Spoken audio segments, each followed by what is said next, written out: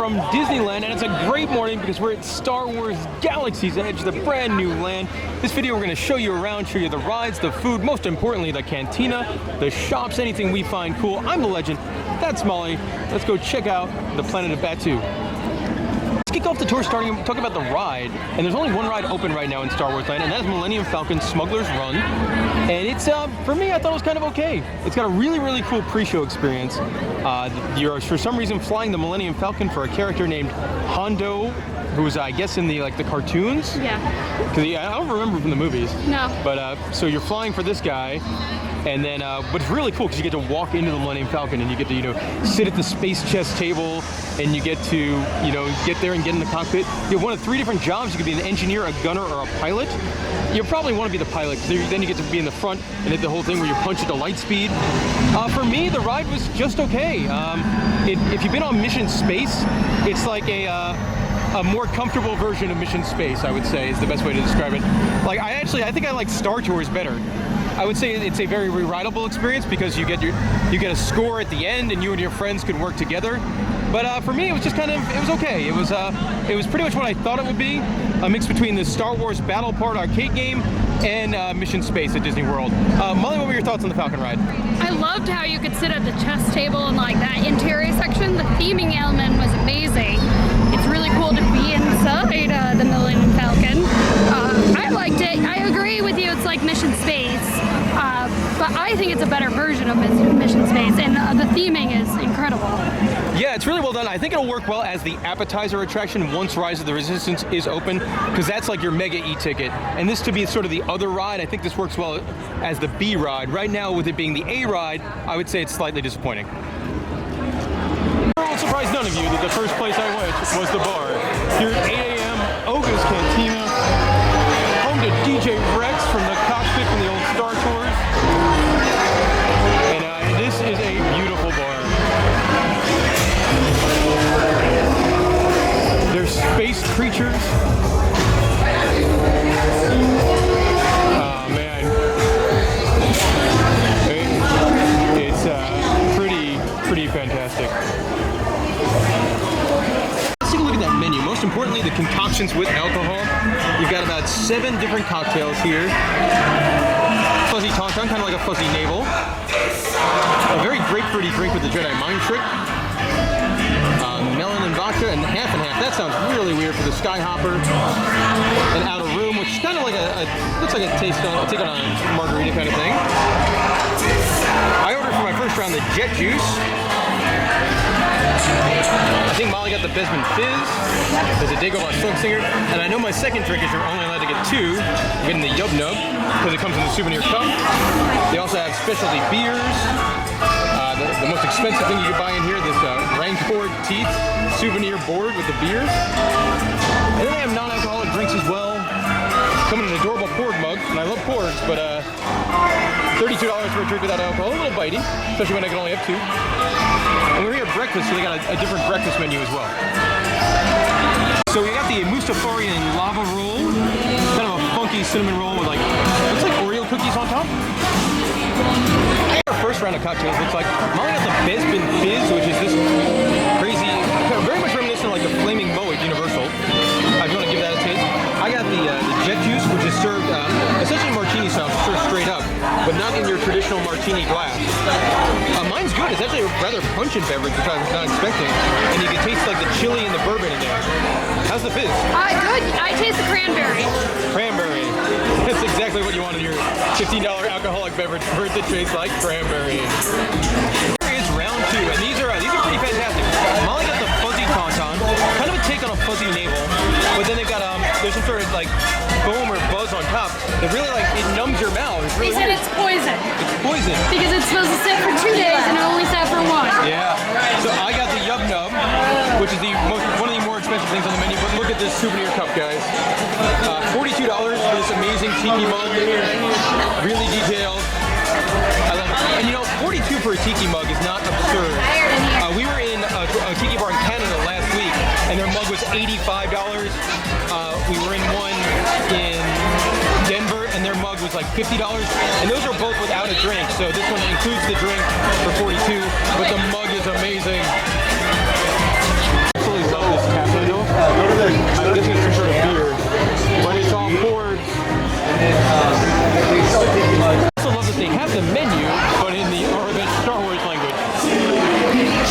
some of the little details. Like over here, this is the backside of Olga's Cantina, and it's just what you would think would be out in the backside of a bar. Empty kegs. Chewbacca's here.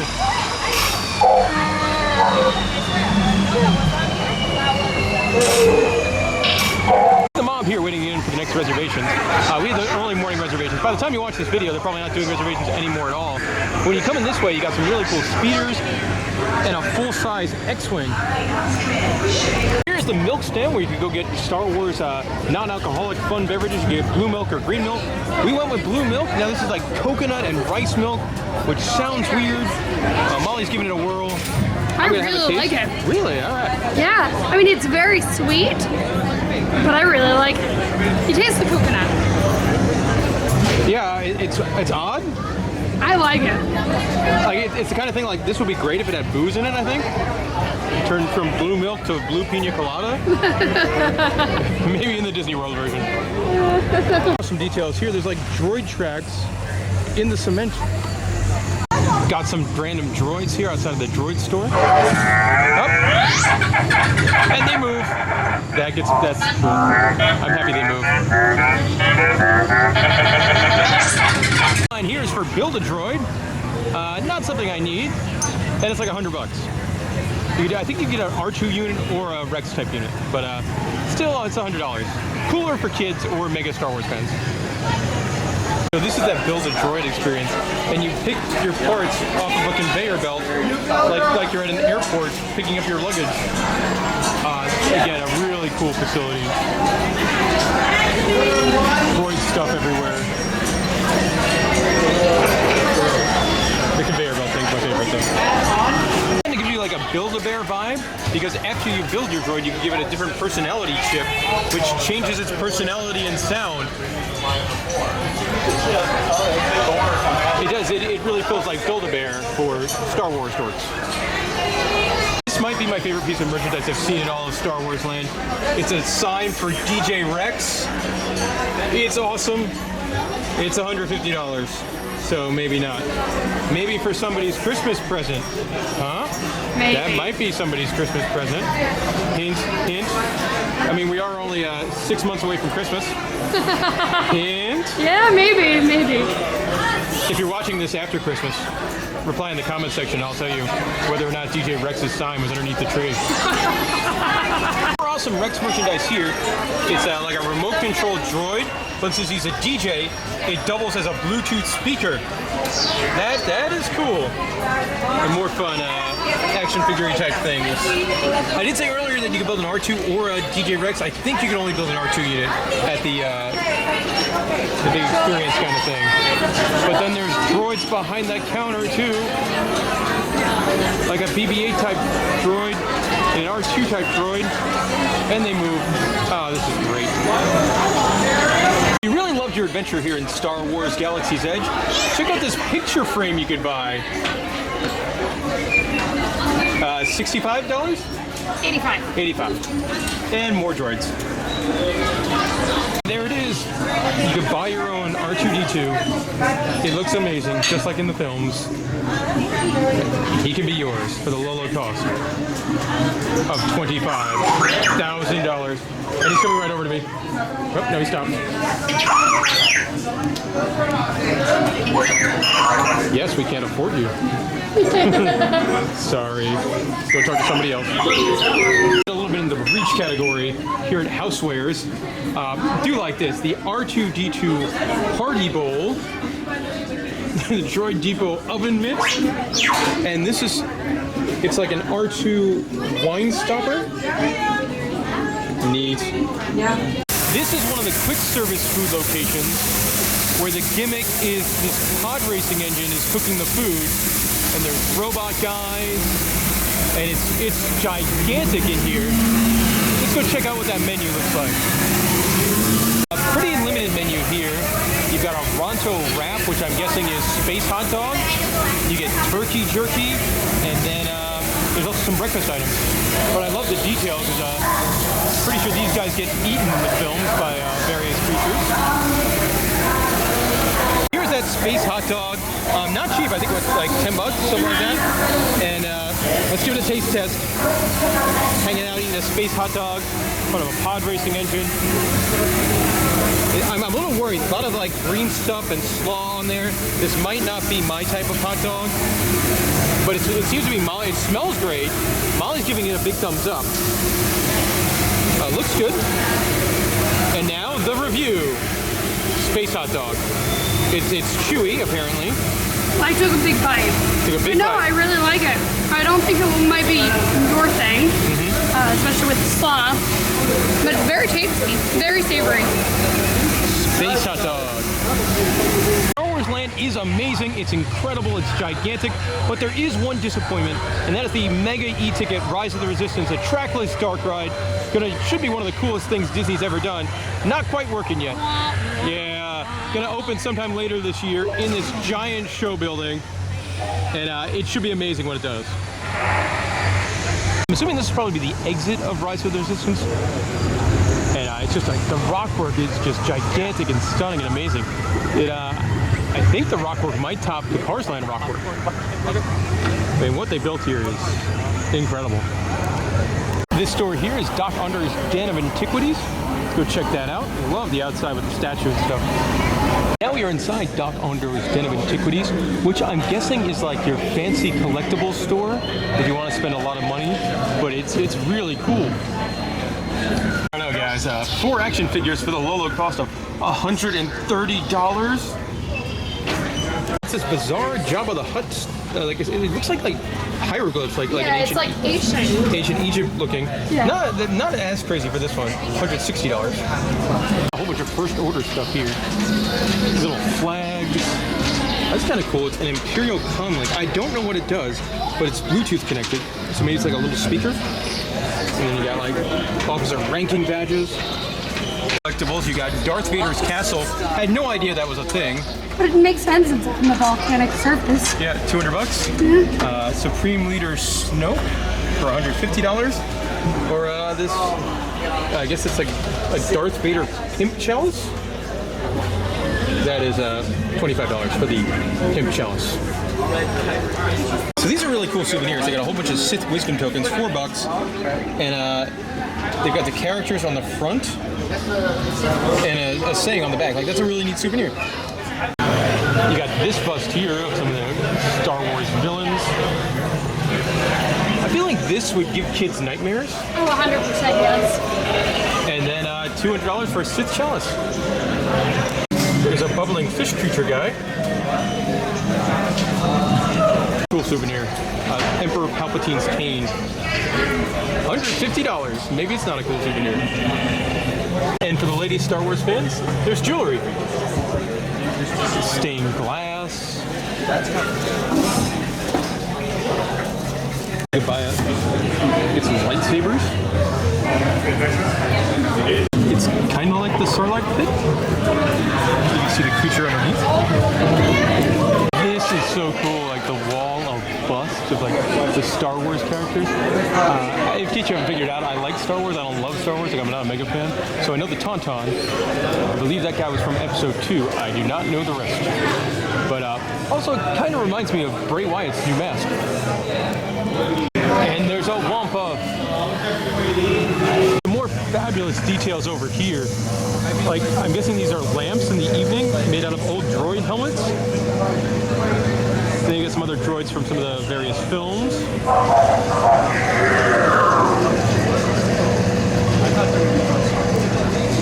Great. There's just stormtroopers wandering around. They're talking to each other, interacting with people in front of this giant spaceship. Tell you guys what just happened. So I was standing there with Molly. We were going to get a picture in front of the spaceship, and these two float troopers walked up to me and saw me with some droids earlier, and I got taken into interrogation. Like, they grabbed me on the shoulder and escorted me over there. It was hilarious. Molly was quite enjoying it. She's very happy now. These this crowd here is waiting to get into the lightsaber experience. Again, this is something we're not going to do because it's expensive. I believe it's like $200 to build your own lightsaber. I'm sure it's cool, and there's a whole sort of show element where you put your lightsaber together, so it looks very neat.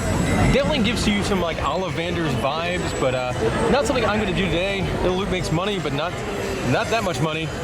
Money! Online at Docking Bay 7, which is their main food area. Menu. You've got ribs, fried Endorian tip-yip, salads, desserts, all sorts of stuff. And the menu changes, like you can't get the same things for lunch as you can for dinner. There's breakfast options, and hopefully it's good. We're going to order some items. I think we're going 2 entrees and a dessert, as we're trying to spend all the money we have at Star Wars Land in 4 hours. Oh, but it's cool in here.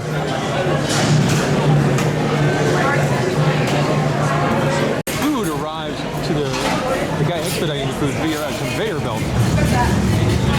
Another look at the dining area here. I love how the theming level is nuts. Like you can eat in these cargo pods. And that's exactly what we're going to do. I'm going to show you, we got 3 different things for you. We got the pondu ribs, which I'm assuming are just like ribs. The fried Endorian tip-yip, which is fancy speak for fried chicken. And the ooey ooey puff, which is a raspberry cream puff that looks delicious. Now, what came under these ribs? I don't know what that is. It's scaring looking. We'll tell you how everything tastes in just a little bit. So at the time, we tried the food a little bit. The ribs are okay. I think they're more like Applebee's kind of riblets. Really, really tasty dusting of some sort of spice on top of there. This mysterious thing, it's some sort of like greenish, not greenish, that's not like green at all. Grayish cornbread. I swear I know how colors work.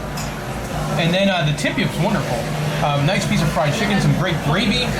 But they went and ruined a perfectly good mashed potatoes by putting vegetables inside of it. Don't care for that here in space. Weird.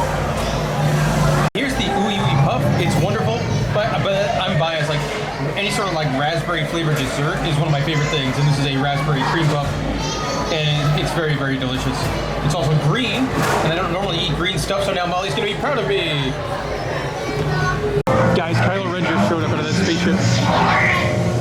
I guess we will get a special units and sentries. You have failed, Lieutenant. That resistant spy was...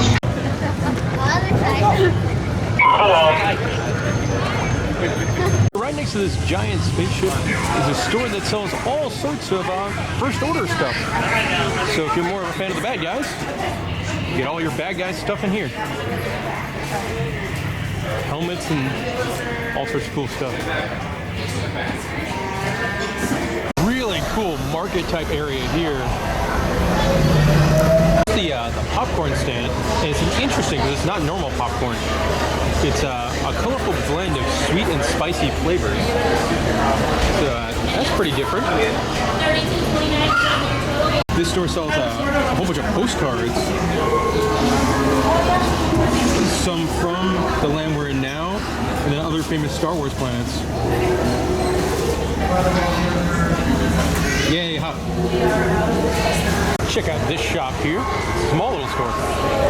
On for the review, this is like the Black Spire Outpost souvenir shop. And I love this. This guy, this paperweight thing, pretty good size, about 30 bucks. But it's awesome. If this would not break on my 2 cross-country flights to get home, I would definitely buy it. And then Black Spire Outpost shirts. A sweet, oh, that's a cool mug. That is a cool mug. We'll use a new luggage tag. And that is a pretty cool luggage tag. We've also got patches, a lanyard medal, lanyards, pin stuff over there if you're a pin person. The credit card readers are cool. This looks like a store you could buy robes and other Star Wars type stuff. And it's interesting because they don't look like super duper processed and things like that. Now this is merchandise I would probably never acquire. I'm not something like that. Molly's robes all come from a completely different universe of boy wizards, and I mean, I like this universe too. But I don't know where. I like the crazy belts. looks like the toy store. And it looks like there's lots of detail. And it sells pork stuff. I do love the detail. It's so neat.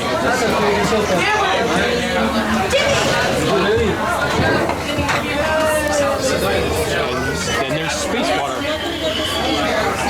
That's pretty cool. I don't think so. I love these. And then this one's a whistle. A couple other things here.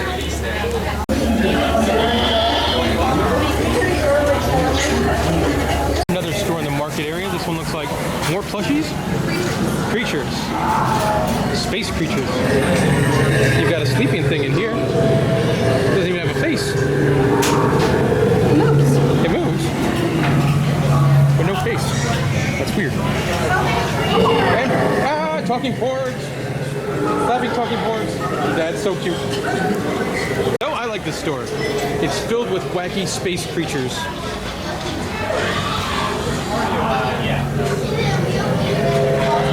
Oh, neat.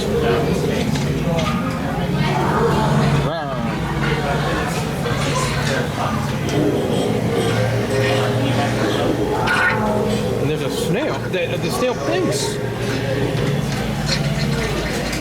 There's another space creature here, like Space Frog, and he moves.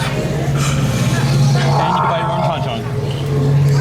Not for sale, but this is like kids' versions of Star Wars vehicles.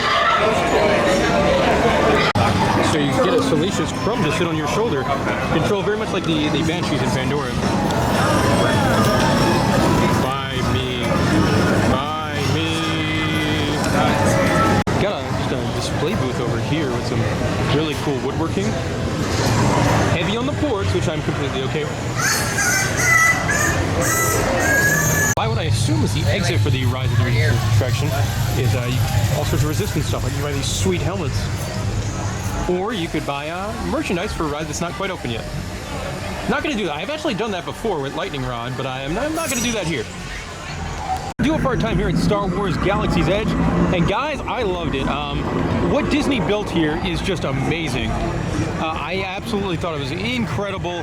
For me, I think it's like the greatest thing they've ever done. And I haven't been to, Tokyo Disney Sea, which gets great reviews, but for me, I think it's the best thing Disney's ever done. It's the land, the scale that this land is on is something that really wowed me.